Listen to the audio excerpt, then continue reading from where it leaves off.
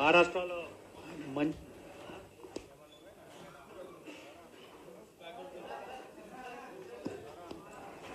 ఇప్పుడు ఒకటి గుర్తుపెట్టుకోండి, రేవంత్ రెడ్డి ప్రచారం పనిచేయలేదు. రేవంత్ రెడ్డి తెలంగాణ ప్రజలకు సంబంధించినటువంటి కోట్ల రూపాయలు ఆయన పార్టీ తరఫున వసూలు చేసి మహారాష్ట్రకు పంపించినా కూడా పనిచేయలేదనే విషయం అర్థం చేసుకున్నాం.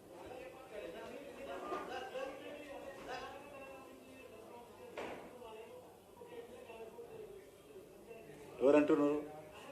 నేను తెలంగాణ గురించి మాట్లాడుతున్నాను. తెలంగాణకైతే తెలంగాణ నుంచి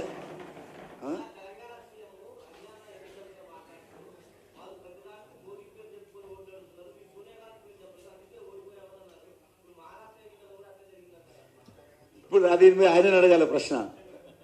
ఇప్పుడు రాహుల్ గాంధీ ఎక్కడెక్కడ అడుగు పెడితే, ఎక్కడెక్కడ ప్రచారం చేస్తే, ఇక్కడ తెలంగాణలో టిఆర్ఎస్ పోవాలని ప్రధానమైనటువంటి లక్ష్యము, కాంగ్రెస్ పార్టీ ఇచ్చినటువంటి 6 గ్యారంటీలు రెండవ లక్ష్యం. ఈ రెండింటి కారణంగా తెలంగాణలో కాంగ్రెస్ పార్టీ కొట్టేశారు తప్ప రాహుల్ గాంధీకో, సోనియా గాంధీకో, రేవంత్ రెడ్డికో ఓట్లేదు. ఒకటి టిఆర్ఎస్ పోవాలి అనేటువంటి ప్రధానమైనటువంటిది ఒకటి. రెండోది కాంగ్రెస్ పార్టీ ఇచ్చినటువంటి 6 గ్యారంటీలు. ఈ రెండింటి కారణం గెలిచారు తప్ప ఈరోజు హర్యానాకు సోనియా గాంధీ పేరు చెప్పలేదాను, హర్యానాలో రాజీవ్ గాంధీ పేరు చెప్పలేదాను. మరి మొన్న మొత్తం ఈ ప్రచారం చేసింది కదా రాహుల్ గాంధీ, మరి ఎందుకు గెలవలేదు మహారాష్ట్రలో?